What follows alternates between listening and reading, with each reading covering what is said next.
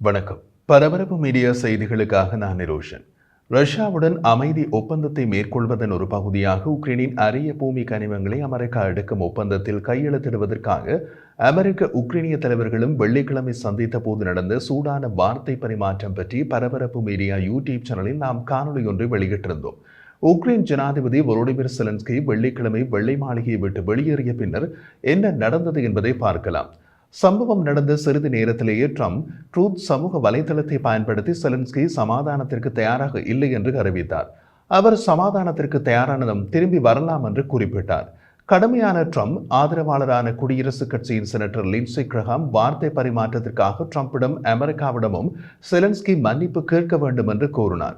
Graham Zelensky மன்னிப்பு கேட்கவில்லை என்றால் உக்ரைன் அவரை மாற்றுவதை கருத்தில் கொள்ள வேண்டும் என்று பரிந்துரைத்தார். ஐரோப்பிய தலைவர்கள் அந்த கருத்தை பகிர்ந்து கொள்ளவில்லை. ஐரோப்பிய தலைவர்கள் மற்றும் அதிகாரிகள் உக்ரைனிய ஜனாதிபதிக்கு ஆதரவளிக்கும் கூற்றுக்களை வெளியிட்டார்கள். பிரெஞ்சு ஜனாதிபதி இமானுவேல் மேக்ரோன் வெளியிட்ட தகவலில் ஒரு ஆக்கிரமிப்பாளர் இருக்கிறார், அது ரஷ்யா. ஆக்கிரமிக்கப்பட்ட மக்கள் உள்ளனர், உக்ரைனிய மக்கள். 3 ஆண்டுகளுக்கு முன்பு உக்ரைனுக்கு உதவவும் ரஷ்யாவை தடை செய்யவும் நாங்கள் எல்லாம் ஒன்றாக இருந்தோம். நாங்கள் அமெரிக்கர்கள், ஐரோப்பியர்கள், கனடியர்கள், ஜப்பானியர்கள் மற்றும் பலர் ஒன்றிணைந்தோம். தொடர்ந்து உதவி செய்த அனைவருக்கும் நன்றி. ஆரம்பத்தில் இருந்தே போராடி வரும் உக்ரைனியர்களுக்கே மரியாதை. ஏனென்றால் அவர்கள் தங்கள் கண்ணியத்திற்காகவும் சுதந்திரத்திற்காகவும் தங்கள் குழந்தைகளுக்காகவும் ஐரோப்பாவின் பாதுகாப்பிற்காகவும் போராடுகிறார்கள் என்று குறிப்பிட்டார். பதவியிலிருந்து வெளியேறும் ஜெர்மன் ஆட்சித் தலைவர் ஒலாப் ஸ்கோல்ஸ் ட்ரம்ப் செலன்ஸ்கி அமைதியை விரும்பவில்லை என்று கூறியதற்கு பதிலளித்த போது உக்ரைனியர்களை விட யாரும் அமைதியை விரும்பவில்லை. எனவே நிரந்தரமான மற்றும் நியாயமான அமைதிக்கான பொதுவான பாதையில் நாங்கள் பணியாற்றி வருகிறோம். உக்ரைன் ஜெர்மனியையும் ஐரோப்பாவையும் நம்பலாம் என்றார். ஜெர்மனியின் அடுத்த ஜனாதிபதியாக பதவியேற்க போகும் ஃபெட்ரிக் மெர்ஸ் கூறிய போது, அன்புள்ள செலன்ஸ்கி, நாங்கள் உக்ரைனுடன் நல்ல மற்றும் சோதனையான காலங்களில் நிற்கின்றோம். இந்த பயங்கரமான போரில் ஆக்கிரமிப்பாளர் மற்றும் பாதிக்கப்பட்டவர்களை நாம் ஒருபோதும் குழப்பக்கூடாது என்று குறிப்பிட்டார். இத்தாலிய பிரதமர் ஜியோர்ஜியா மெலோனி ஒரு அறிக்கையில் கூறியதாவது, மேற்கின் எந்த பிரிவினையையும் நம்மை பலவீனமாக்குகிறது, மேலும் நமது நாகரிகத்தின் வீழ்ச்சியை காண விரும்புவோருக்கு நன்மை பயக்கும். ஒரு பிரிவினை யாருடைய நலனுக்காகவும் இருக்காது. அமெரிக்கா, ஐரோப்பிய மற்றும் நட்பு நாடுகளுக்கு இடையே உடனடி உச்சி மாநாடு நடத்தப்பட வேண்டும். உக்ரைனில் தொடங்கி இந்த ஆண்டுகளில் நாங்கள் ஒன்றாக பாதுகாத்து வந்த இன்றைய முக்கிய சவால்களை எப்படி எதிர்கொள்ள விரும்புகிறோம் என்பதை பற்றி வெளிப்படையாக பேச வேண்டும். வரவிருக்கும் மணி நேரங்களில் சார்லி தனது பங்காளிகளுக்கு செய்ய உத்தேசித்துள்ள திட்டம் இதுதான் என்றார். ஸ்பெயின் பிரதமர் பெட்ரோ சான்சஸ் சமூக வலைத்தளம் எக்ஸில் ஸ்பானிஷ், ஆங்கிலம் மற்றும் உக்ரைனிய மொழிகளில் எழுதினார். உக்ரைன், ஸ்பெயின் உங்களுடன் நிற்கின்றது. போலந்து ஜனாதிபதி டொனால்ட் டஸ்க் எக்ஸில் எழுதினார், அன்புள்ள செலன்ஸ்கி, அன்பான உக்ரைனிய நண்பர்களே, நீங்கள் தனியாக இல்லை. லிட்டுவானிய வெளியுறவு அமைச்சர் கெஸ்டூடிஸ் புட்ரிஸ் எக்ஸில் எழுதினார், உக்ரைனின் பாதுகாப்பு ஐரோப்பாவின் பாதுகாப்பு. உக்ரைனின் அரசியல், ராஜதந்திர, நிதி மற்றும் இராணுவ ஆதரவு அனைத்தையும் அணிதிரட்டுவது ஐரோப்பாவின் முக்கிய பணியாகும். உக்ரைன் நீண்டகால அமைதியை அடைய உதவும் லித்துவானியாவின் அர்ப்பணிப்பு அசைக்க முடியாதது என்றார். எஸ்டோனிய வெளியுறவு அமைச்சர் மார்குஸ் ஜக்னா, அமைதிக்கான ஒரே தடையாக இருப்பது புட்டினின் ஆக்கிரமிப்பு போரை தொடரும் முடிவுதான். ரஷ்யா போரை நிறுத்தினால் போர் இருக்காது. உக்ரைன் போரை நிறுத்தினால் உக்ரைன் இருக்காது. உக்ரைனுக்கு எஸ்டோனியாவின் ஆதரவு அசையாதது. ஐரோப்பா முன்னேற வேண்டிய நேரம் இது என்றார். கனடிய பிரதமர் ஜஸ்டின் ட்ரூடோ சமூக ஊடகங்களில் ஒரு அறிக்கையில், நீதியான மற்றும் நீடித்து அமைதியை அடைவதில் உக்ரைன் மற்றும் உக்ரைனியர்களுடன் கனடா தொடர்ந்து நிற்கும் என்று குறிப்பிட்டார்.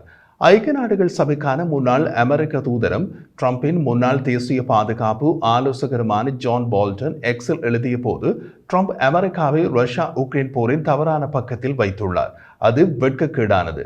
அவர் ஒவ்வொரு நாளும் மேற்கு நாடுகளை மீண்டும் ஒன்றிணைப்பதை மேலும் மேலும் கடினமாக்குகிறார். அவரது பதவி காலத்திற்கு பின்னர் நாங்கள் நம்பகமானவர்கள் என்று அமெரிக்காங்கள் நட்பு நாடுகளை நம்ப வைக்க வேண்டும் என்றார். அடுத்து என்ன நடக்கும்? மற்ற நட்பு நாடுகளின் ஆதரவை உக்ரைன் பெறுவதை பார்க்கும் போது இனி போரில் ஐரோப்பாவின் பங்களிப்பு அதிகம் இருக்கும் என்று தெரிகிறது. ஸ்டாமருடன் பேச்சுவார்த்தை நடத்திய செலன்ஸ்கி ஞாயிற்றுக்கிழமை பிரிட்டன் செல்கின்றார். ட்ரம்புடனான செலன்ஸ்கியின் வார்த்தை பரிமாற்றத்தின் நீண்டகால விளைவுகள் தெளிவாக இல்லை. ரஷ்யாவுக்கு எதிரான போரில் அமெரிக்கா வகித்து வந்த தலைமை பாகம் இயக்கப்படலாம் அல்லது குறைக்கப்படலாம் என்பதே தற்போதைய சூழ்நிலை. அமெரிக்காவின் இடத்தை ஐரோப்பா மாற்றீடு செய்ய வாய்ப்பு உள்ளது. உக்ரைனில் எப்படி உள்ளது சூழ்நிலை? உக்ரைனியர்கள் தனது நாட்டின் நலன்களில் பாதுகாவலராக செலன்ஸ்கியை போற்றுகிறார்கள். வெள்ளிக்கிழமை பல உக்ரைனியர்கள் செலன்ஸ்கிக்கும் ட்ரம்புக்கும் இடையே ஏற்பட்ட மோதலை கண்டு கலங்கவில்லை. உக்ரைனிய தலைவர் உலகின் மிக சக்தி வாய்ந்த மனிதரின் ஏளனத்தை எதிர்கொண்டு தனது நிலைப்பாட்டை உறுதியாக பேணுவதன் மூலம் தங்கள் நாட்டின் கண்ணியம் மற்றும் நலன்களுக்காக நின்றார் என்ற உணர்வை பல உக்ரைனியர்கள் வெளிப்படுத்தினார்கள். உக்ரைனில் ஓய்வு பெற்ற நட்டாலியா செர்கியன்கோ வாஷிங்டனில் தங்கள் ஜனாதிபதியின் செயல்திறனை உக்ரைனியர்கள் அங்கீகரிப்பதாக தான் கருதுவதாக கூறினார். செலன்ஸ்கி ஒரு சிங்கத்தை போல போராடினார் என்று குறிப்பிட்டார். உக்ரைனிய தலைவருக்கு சொந்த நாட்டில் அவரது ஆதரவு குறையவில்லை. உக்ரைனின் இரண்டாவது பெரிய நகரமான கார்கிஃபின் பிராந்திய தலைவர் ஒலே சினிகோபோவ் செலன்ஸ்கியை பாராட்டினார். எதிர்கால ரஷ்ய ஆக்கிரமிப்புக்கு எதிராக உக்ரைனின் பாதுகாப்புக்கு உத்தரவாதம் இல்லாமல் எந்த சமாதான உடன்படிக்கையும் செய்ய முடியாது என்று தனது வலியுறுத்தலில் ஜனாதிபதி உறுதியாக இருப்பதாக அவர் கூறினார். எங்கள் தலைவர் அழுத்தம் இருந்த போதிலும் உக்ரைன் மற்றும் உக்ரைனியர்களின் நலன்களை பாதுகாப்பதில் உறுதியாக நிற்கிறார். பாதுகாப்பு உத்தரவாதங்களுடன் கூடிய ஒரு நியாயமான அமைதி மட்டுமே எங்களுக்கு தேவை என்று சினிகோவோவ் கூறினார். 37 வயதான உக்ரைன் குடியிருப்பாளர் ஆர்டெம் வாசிலிவ் வெள்ளை மாளிகை வார்த்தை பரிமாற்றத்தில் அமெரிக்காவிடமிருந்து முழுமையான அவமரியாதையை கண்டதாக கூறினார். ரஷ்ய ஆக்கிரமிப்பு லுகான்ஸ் பகுதியை சேர்ந்த வாசிலிவ், நாங்கள் ஜனநாயகத்திற்காக பாடுபடுகிறோம். எங்கள் துருப்புக்கள் மற்றும் நமது நாட்டு மக்கள் மீது ட்ரம்பிடமிருந்து நாங்கள் முழு அவமரியாதையை உணர்கிறோம் என்று கூறினார். ரஷ்யாவின் படையெடுப்பின் மனித இழப்புகளை அங்கீகரிக்க தவறியதாக அமெரிக்க ஜனாதிபதியை வாசிலிவ் விமர்சித்தார். மக்கள் இறக்கிறார்கள், நகரங்கள் அழிக்கப்படுகின்றன, மக்கள் துன்பப்படுகிறார்கள் என்று ட்ரம்புக்கு புரியவில்லை என்று கூறினார். அவரால் இதை புரிந்து கொள்ள முடியாது.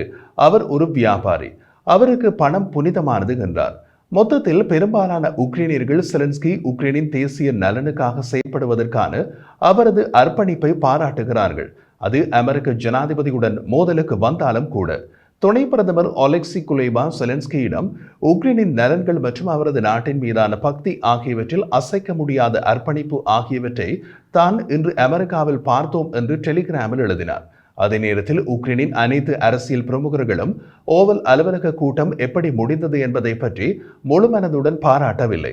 மேயர் விட்டாலி கிளிட்ஷோ எங்களுக்கு மிகவும் முக்கியமான அமெரிக்காவின் ஆதரவை உக்ரைன் இழக்காது என்று நம்புவதாக கூறினார். இன்று இரு தரப்பிலிருந்தும் உணர்ச்சிகளுக்கான நேரம் அல்ல, நாம் பொதுவான நிலையை கண்டுபிடிக்க வேண்டும் என்று கிளிட்ஸ்கோ டெலிகிராமில் ஒரு இடுகையில் எழுதினார்.